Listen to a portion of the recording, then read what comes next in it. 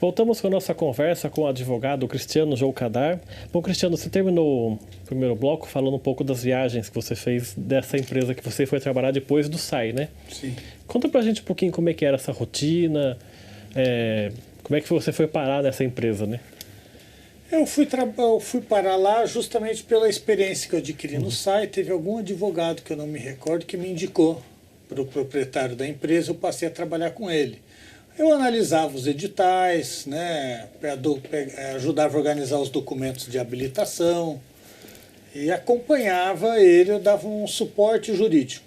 Tive que fazer algumas impugnações de edital.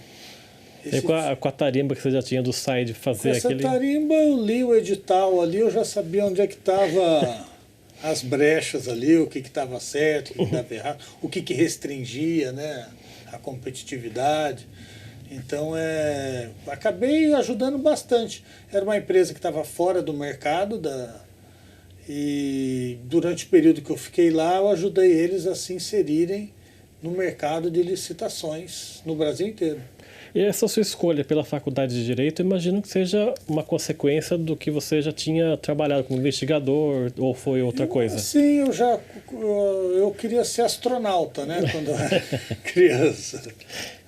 Mas eu sempre gostei muito de ler, de escrever e tinha uma certa comunicação, então foi natural eu indo já no ensino fundamental eu pensava em fazer direito e no ensino médio já tinha decidido que eu seria advogado. Já para alguma área específica dentro do direito ou não?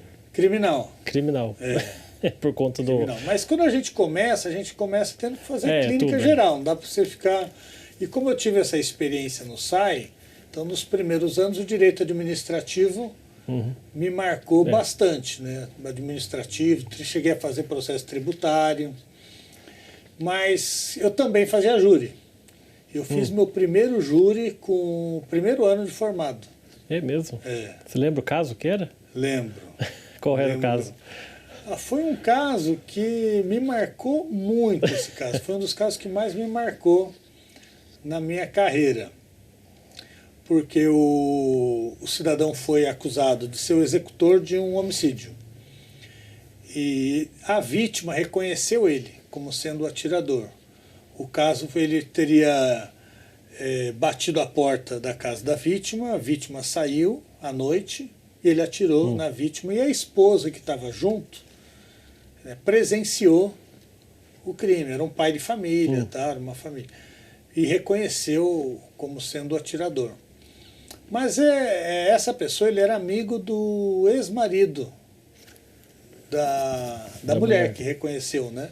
Estava tendo um litígio na justiça, havia suspeita de que o ex-marido havia mandado matar, né?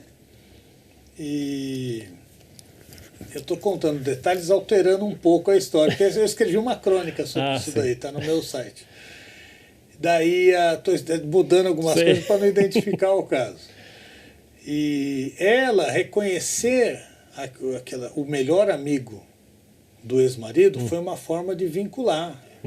Né? Pelo menos eu entendi dessa forma. Mas no começo ele falou que não era ele, falou que uma outra pessoa que tinha cometido o crime. E aí ele deu um nome, mas ele não podia falar isso no processo, porque senão seria pena de morte para ele. Dentro.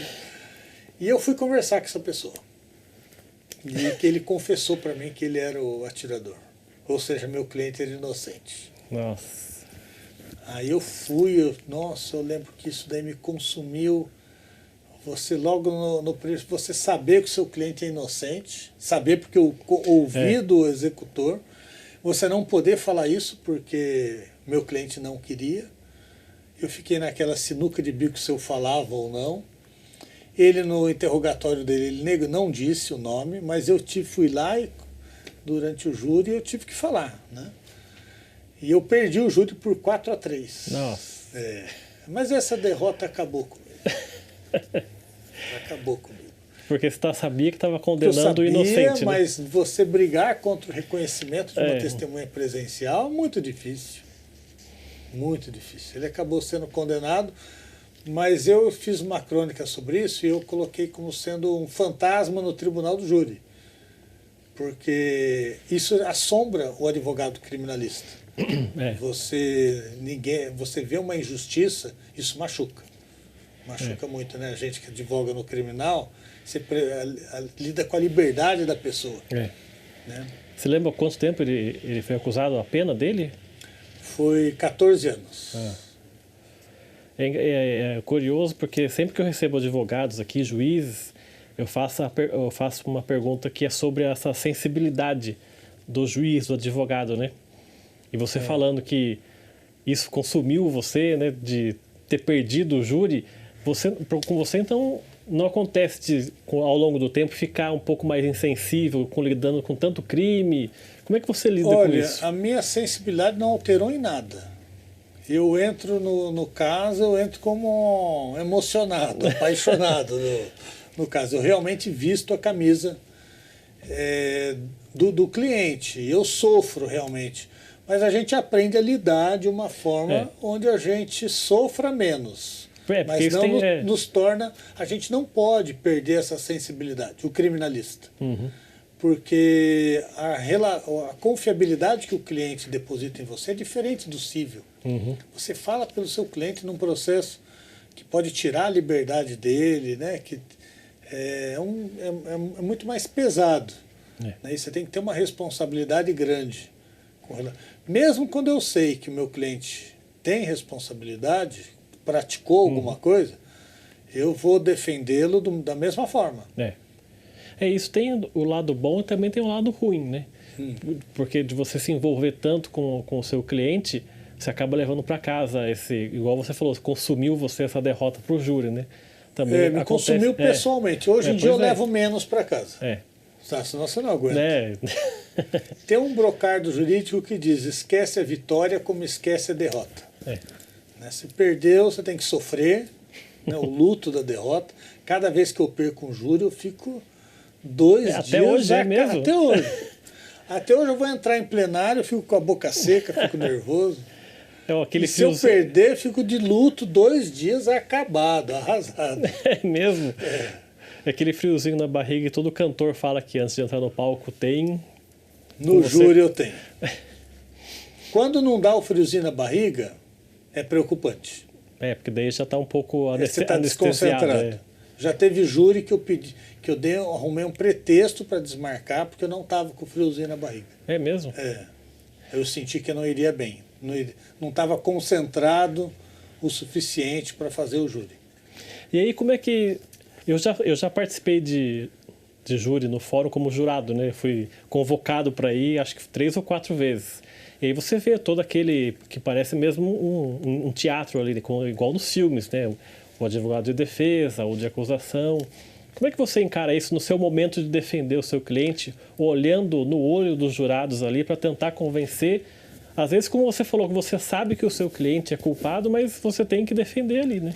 Assim, eu não concordo com a designação de teatro no júri, porque o teatro pressupõe que você está interpretando. Que eu falando em referência a cinema, essas coisas. Sim, mas o júri, você tem que acreditar no que você está dizendo, e não adianta subestimar os jurados. Quando o cliente é culpado, a gente vai defender uma legítima defesa. Quando é culpado, não. Quando ele praticou a conduta, vai defender uma legítima defesa, vai defender uma diminuição de pena. O que não dá é para subestimar o jurado. Entendeu? Você achar que você vai contar uma ladainha, que você vai conseguir engrupir os jurados. Porque são pessoas totalmente diferentes ali, né? Eles são leigos com relação ao direito, mas eles têm uma vivência, eles não são bobos.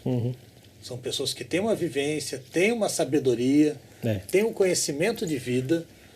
Não adianta você querer dar migué, meter o louco, inventar papo furado, porque eles não leram o processo.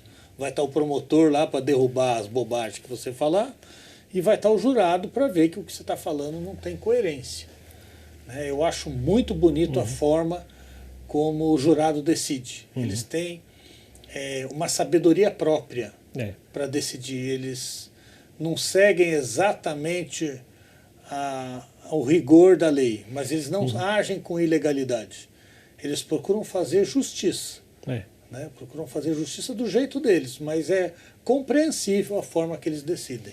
E você, ao se preparar para fazer uma defesa, ao encarar um júri, como é que você se prepara? Você treina, por exemplo, treina em casa, o que você vai falar? Até que ponto você conversar com o seu cliente é importante para essa defesa? Como é que funciona isso? Você orientar seu cliente é fundamental. Né? O interrogatório dele é antes da nossa fala. Né? Primeiro são as testemunhas, depois o interrogatório do réu. E a forma como ele vai se apresentar, o tom da voz dele, a forma como ele vai falar, né? O conteúdo também do interrogatório, isso tudo é muito importante. Você tem que estar muito bem. E a sua preparação, como é que funciona? São vários níveis de preparação, né? A gente tem que estar muito por dentro do processo muito tempo antes. Então a gente monta um roteiro geral e o trabalho de júri ele é amadurecendo as ideias. Então é um período aí que você vai... Eu chamo isso de estado de júri. Eu fico aéreo, as pessoas falam comigo, eu estou aéreo. Eu já fui dar entrevista em época de júri, é um desastre. Porque a sua cabeça fica longe. E de repente vem uma sacada do que você pode argumentar. Né? E depois, quando você vai tendo essa noção, você vai preenchendo o seu roteiro. E até hoje eu faço um roteiro bem detalhado mesmo. Não subestimo... Né, porque já fiz mais de 100 júris, mas não pode subestimar. Cada processo tem que ter aquela dedicação máxima. Eu faço um roteiro completo, cada frase, tudo que é feito no júri é medido previamente. Você falou da derrota de 4-3 que te consumiu, né? Agora vamos para o oposto. Qual foi a vitória que mais te marcou no júri? Ou do caso que foi, se você puder contar para a gente, por que te marcou tanto a vitória? Nossa, eu tive muitas vitórias marcantes, mas deixa eu pensar uma que não vai ser identificada. Aqui em Jacareí eu tive muitas assim que me marcaram demais. Mas eu vou falar de um que foi em outra cidade. Era um caso que tinha muitas provas contra o meu cliente, ele alegava inocência. E ele falava que a amante dele é que tinha armado, tinham matado a esposa, a amante dele teria sido morta. E a irmã da amante que fez todas as provas contra ele lá. O que me marcou é que era uma cidade pequena que mobilizou a cidade para o júri. Sempre quando é cidade pequena... mobilizou a cidade. Então era aquela pressão do público lotado, plenário. E a juíza e a promotora, a juíza trabalhando pela condenação. A juíza trabalhando, ela interferia no plenário, foi uma batalha ali. E eu absolvi ele. Aí o promotor recorreu e teve um segundo júri. O tribunal disse que a decisão era manifestamente contrária à prova dos autos. E de novo eu fui para aquela batalha e eu absolvi ele de novo. Né? Então a juíza ficou... Então o que me marcou nessa vitória é que foi a quantidade de adversidades que a gente teve que enfrentar. A opinião pública, uma magistrada que, na minha opinião, agiu de forma incorreta, né, na forma como ela conduziu não foi muito adequada, e a dificuldade do caso e a canetada do tribunal que disse que aquela decisão era ilegal. Mas você lembra como é que você argumentou para poder absolver, já que estava cheio de prova? Ali as provas eram muito falhas, né? As provas eram falhas. O meu cliente era um cara que era trabalhador, nunca tinha tido passagem na polícia. Havia várias inconsistências, eu não me recordo em detalhes quais eram, mas foi um caso muito difícil, a gente teve que estudar muito. Mas eu poderia dizer que desafios iguais a esse eu tive muitos. tive muitos. Aqui em Jacareí tive muitos marcantes, mas eu não vou arriscar dizer. Mas em respeito ao cliente, a mas história da vítima. É curioso inclusive. porque quando é em cidade pequena, geralmente a pessoa em questão é conhecida, né, da cidade. É conhecido. Então e daí, tem que tomar cuidado. E daí, por isso que você falou que ficou lotado o plenário ali, porque cidade pequena geralmente atrai, né? Sim, sim. Mas esse caso não foi em Jacareí que eu contei. Não, você está falando a cidade que foi a ocorrência, né? Sim. Então, daí você, ao invés de ir para casa consumido pela derrota... Aí é o êxtase. Aí é o êxtase. Nossa, aí é a sensação. Isso, para o advogado, isso daí é uma experiência que assim, eu acho muito bonito quem presta concurso público. Uhum. Né? Você tem uma estabilidade, você exerce um munus público, né? Isso é muita responsabilidade, né? Mas essa sensação de vitória é uma coisa inexplicável. Assim, isso faz tudo valer a pena, todas as dificuldades que eu ralei muito na advocacia. Né? Eu comecei do zero, não tenho parente advogado, comecei fazendo clínica geral, né? E demora para você conquistar seu espaço, para você se estabelecer. É uma luta. É uma luta. Eu saí do zero, hoje eu consigo ter uma carteira de cliente, consigo, né, ter uma certa estabilidade, mas o que me alimentava na advocacia era essa percepção de você cumprir com uma função social, que é o de colaborar com a justiça. Né? Sem o advogado reina a tirania. Né? Imagina se não tivesse alguém para defender, só tivesse o órgão para acusar. Mas será que os juízes se sentiriam seguros para julgar uma pessoa sem defesa? Exatamente. Então a gente exerce muitas vezes não é compreendido, mas é uma função que apaixonante. Exatamente, você falou, não é bem compreendido, porque as pessoas falam, advogado vai defender o bandido, né? As pessoas misturam né, a imagem do bandido com o advogado, como se fosse... Né, e na verdade a gente não defende. Eu sempre digo o seguinte, Rodrigo, eu nunca absolvi ninguém. Quem absolve é o juiz. Se o juiz absolveu, é porque algum erro tinha um processo, alguma coisa tinha. A nossa função é alegar. Eu não absolvo ninguém, eu vou alegar, apontar ilegalidades. Se o juiz acolheu ou não, é porque realmente havia, né, algum fundamento. Tá certo, vamos fazer então o nosso segundo intervalo aqui. O programa Agente em Destaque volta daqui a pouco. Até já.